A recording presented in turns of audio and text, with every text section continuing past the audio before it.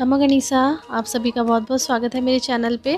तो आज की इस वीडियो में मैं आपको राजपूती शादी में की जाने वाली चाक की रस्म के बारे में बताऊंगी। चाक की रस्म को चाक भात की रस्म के नाम से भी जाना जाता है, बट एक्चुअल में ये दोनों रस्में अलग हैं। चाक की रस्म अलग होती है और जो भात यानी कि जिसे मायरा भी कहा जाता है उसकी रस्म अलग होती है। तो आज हम सिर्फ चाक की रस्म के बारे में जानेंगे।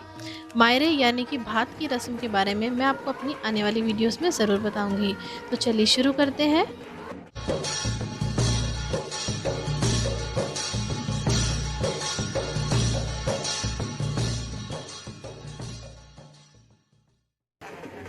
चाक की रस्म घर की औरतों के द्वारा की जाती है। चाक की इस रस्म को लड़का और लड़की दोनों के घर पे किया जाता है। ये रस्म शादी से एक दिन पहले की जाती है। चाक पूजा की इस रस्म को घर से दूर किसी अलग स्थान पर किया जाता है, जहाँ पर कुम्हार और कुम्हारिन को उनके मिट्टी के बर्तन और औजार के साथ बुलाया जाता है। उससे पहले घर की सभी औरतें ढोल नगाड़ों पर बारी बारी से नाचती हैं और उसके बाद सभी औरतें गीत गाते हुए चाक पूजा के स्थान पर पहुँचती हैं।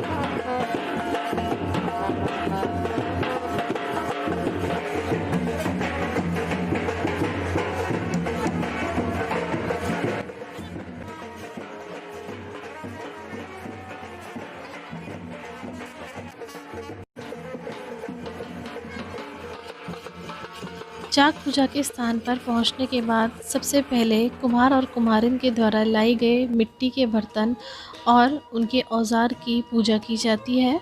इस रस्म को सबसे पहले काकी सा, बुआ सा या फिर भाभी सा के द्वारा किया जाता है। तो सबसे पहले कुम्हार के औजार की पूजा की जाती है, जिसे गणेश जी का रूप भी माना गया है। उसके बाद मिट्टी के कलश की पूजा की जाती है। ये पूजा सभी औरतों के द्वारा बारी बारी से की जाती है और साथ ही में जीजा या भाभीसा मिट्टी के कलश को अपनी आड़ या हार पहनाती हैं। उसके बाद कुम्हार और कुम्हारिन को तिलक लगाकर दान दक्षिणा और कपड़े दिए जाते हैं।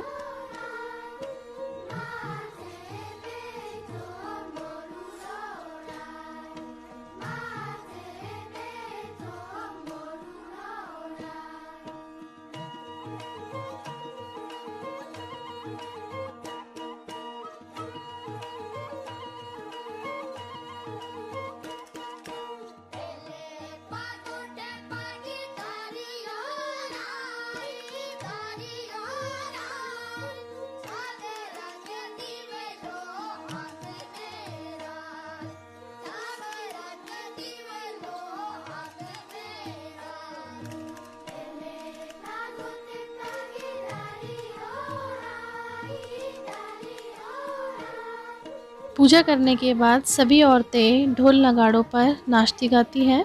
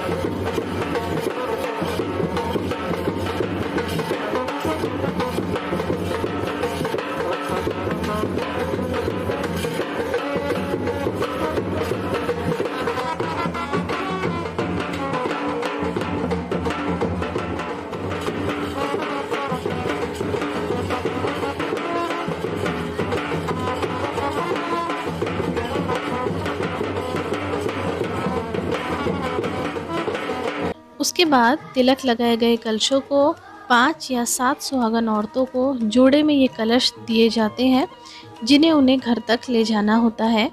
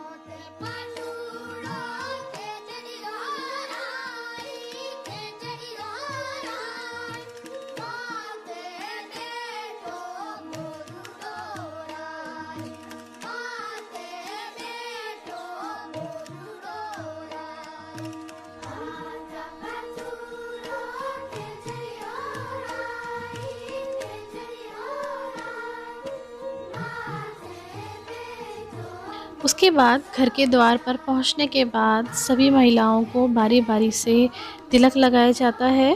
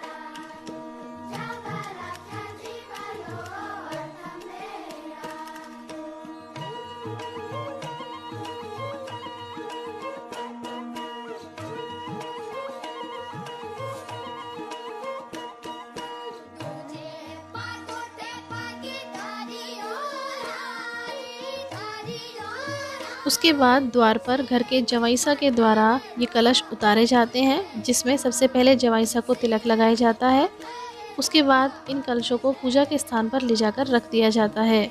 इस रस्म का जवाईसा को नेक भी मिलता है, जो कि लड़का या लड़की की माँ के द्वारा दिया जाता है। चाक की ये रस्म राजस्थान और उसके आसपास के कई क्षेत्रों में की जाती है। ऐसा माना जाता है कि इन कलशों को घर में कम से कम 1 साल तक रखना होता है।